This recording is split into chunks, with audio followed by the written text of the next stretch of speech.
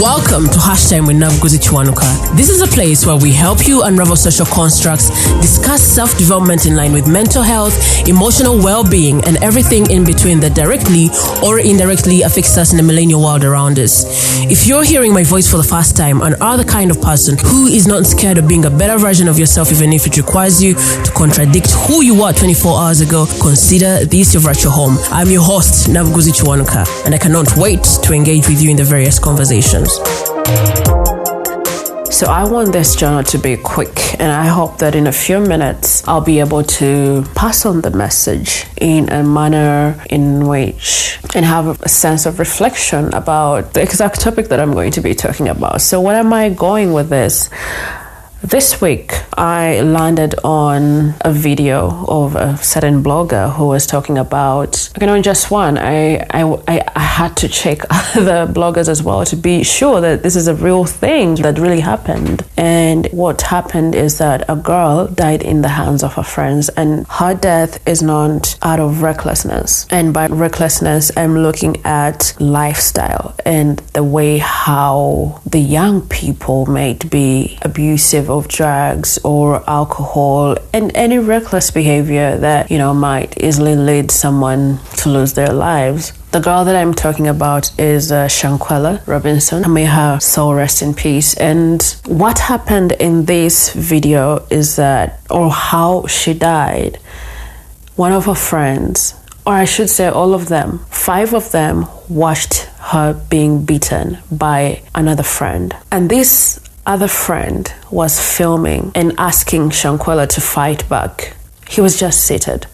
And what this lady, the blogger said was that she suspects these are people that had actually planned this. It didn't happen out of the blue. This was planned without Shankwella's knowledge, because I don't know, I think she watched the whole video. I only watched clips, because what she said in it is that one of the other friends was standing by the door and therefore she couldn't really run out. And when this guy was telling her to fight back, all she was saying was, no.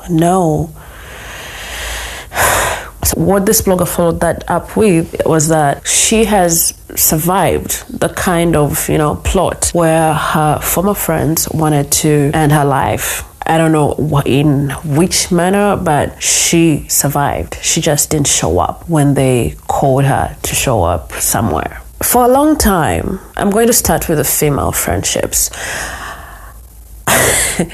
I feel like we don't talk enough about how toxic some female friendships can get. I can't speak for the guys. I might not be very sure of how the dynamics of their relationships, and I'm not an authority when it comes to friendships with girls, female friendships. But I've had an experience with a friend, which I'm not very sure. Yeah, but I do hear the stories.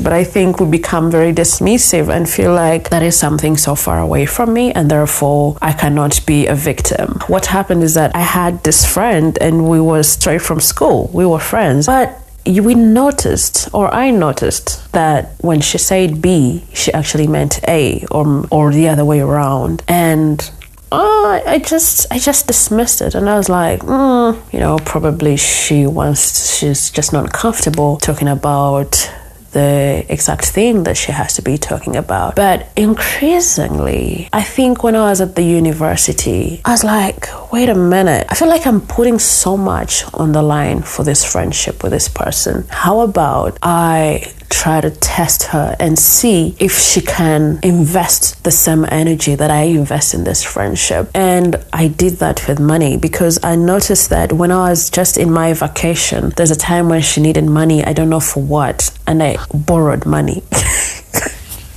I felt like, oh my God, she has reached out, therefore I have to find ways of helping her. And when I was at the university, of course, she was working and I wasn't. We're just, dependent on parents. So definitely someone would think she has the money, or she presented it as such. And I pretended that I needed money from her. And she was like, oh, I didn't move with money today. I left it at home. So when I get home, I'll send you the money. I think I asked her for 20,000. So that is Uganda shillings. And then I think a weekend passed and I didn't hear from her. And then I checked on her on, I think, Monday, and she was like, oh no, I didn't work today, and then I had carried the money over the weekend and I left it at the office, and that was it. But before then, I was dating some guy, and he had constantly told me that girl is not your friend. But I didn't see why he would say that. He just kept saying that girl is not your friend. And I think that him mentioning that started making me take step backs and watch. This is the same person that had hey, I've even gotten goosebumps. She just know that she did a lot.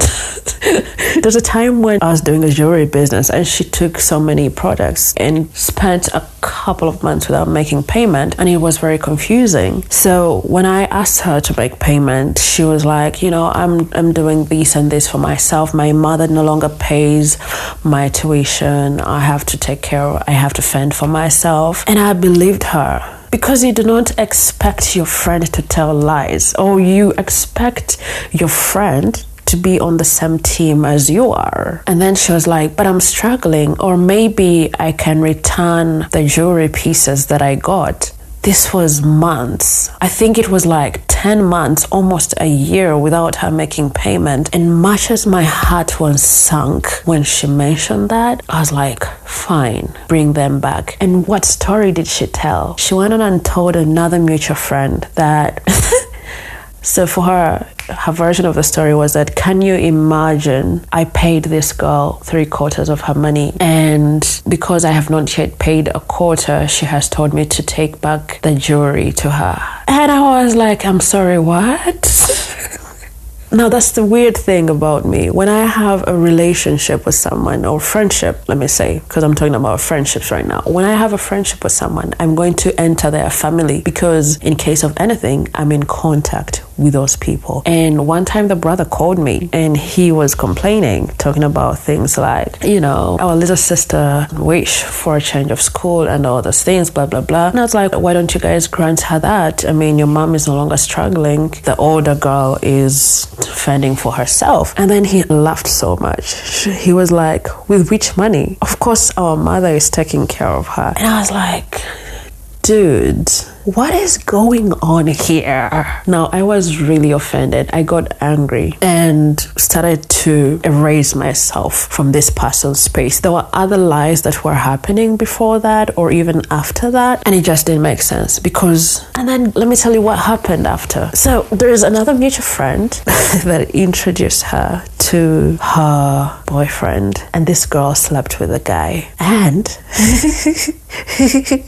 when my friend was processing the shock, this girl had the audacity to ask her why she was no longer contacting her. As in, she slept with this girl's boyfriend, but for some reason she is wondering why it is a week and this person is not chatting with her. And she was like, you can't let a boy come between our friendship. We've been friends for a very long time. And I'm like, I'm sorry, what? But by the time I get this information, I had already stepped away from this person. I was like, I'm not dealing with this chick anymore. She's crazy. So hearing this story after like how many years, I don't know, maybe 2 or 3, this is when I realized that, dude, this chick had all my ex's contacts. Whichever guy I got to introduce her to, this girl was in contact with them. I don't know where she was picking their phone numbers from, but I think maybe when I would be asleep or something, she would just pick my phone and get their numbers.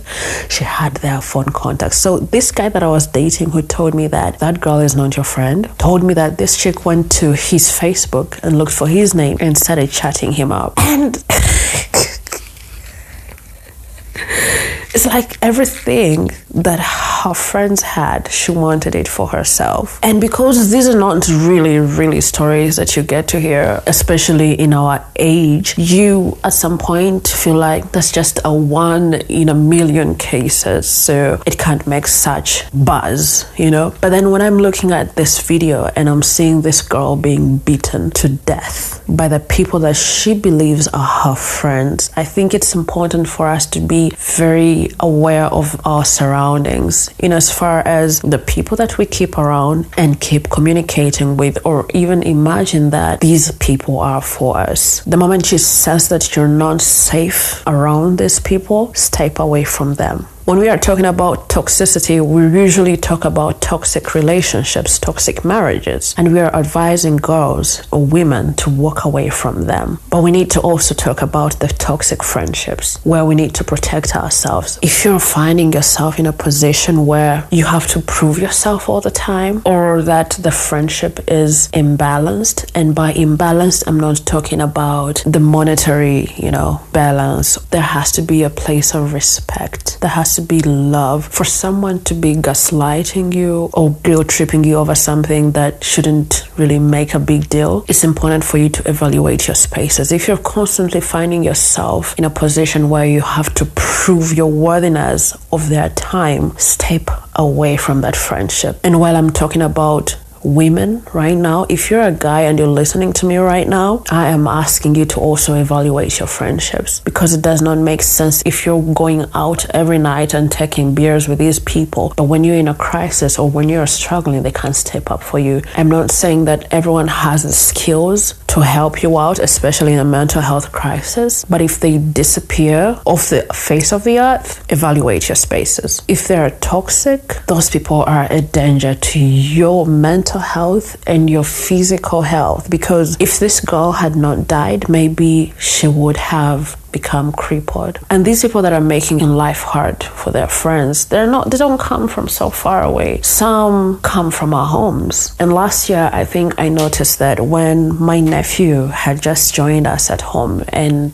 we took him to school, I wanted to find out what his experience is in the institute that we had placed him in. And my questions to him that day when he was, I think it was a day before he was going to school, I was trying to have a conversation with him to assess the environment at school. And I asked him whether anyone bullies him. I kept asking the question in different angles, and he said he was safe. Right? But then, because I kept asking in different turns to really be sure that he is not bullied and that he is sure of the answers that he is giving me, I had a moment and I sat down and asked myself, what if he is the bully? And that question slapped me hard. Because in most cases, in most times, what we have with us is, I have to protect my child, I have to protect my nephew, I have to protect my niece. But what if you have to protect other people's children from your niece or nephew or son or daughter? I haven't gotten an answer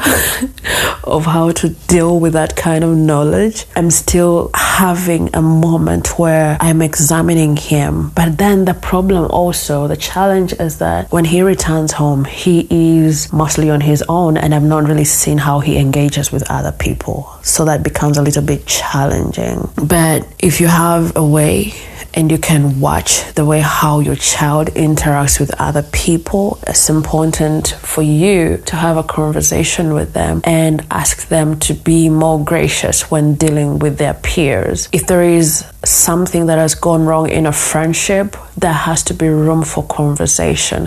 I don't understand why Shankwela's friend or friends just had to sit back and watch the other friend beat Shankwela to death. When we really assess our communities, this is actually happening, but we are not speaking about it. It is important for us to talk about this level of toxicity, and it doesn't make sense. I don't understand how I don't remember who, but it's guys mostly, I think, who make these posts and they're like, I don't understand girls. Why do they come up on social media and act like they love each other, yet deep down they hate each other? And I'm like, wait, what? We hate each other? So I feel like there is so much knowledge about the feminine toxicity that is in our air, but we barely talk about it. We just gloss over things. Women support women support this. But if we are honest enough and can reevaluate ourselves or our environments and call out the toxic femininity in us, I think we would make better human beings. Check your friendships, check with your children. There might be the bullies. Have conversations with them. If you cannot hold a conversation with your friend beyond gossiping or maligning other people, it's time to jump. It's time to jump the friendship. Thank you so much for tuning into another episode of Hashtag with Nabuguzi. If you loved what you heard, make sure you subscribe to Hashtag with Nabuguzi in your podcast platform of choice and share it with your friends, loved ones, and everyone that you believe is affected by the millennial world around us. Also, feel free to share your insights about what connected with you on social media and be sure to tag us. We are at Hashtag with Nabuguzi on Facebook and Instagram, and on Twitter, our handle is at SNK Podcast. If you are in Uganda, Kenya, or Nigeria and are looking for someone whom you can talk to professionally in as far as mental health is concerned, please do not hesitate to reach out on my email, nabuguzi@nabuguzichwanka.com. I would be so very glad to pair you with the right persons. Catch you this Wednesday. Don't forget to listen in.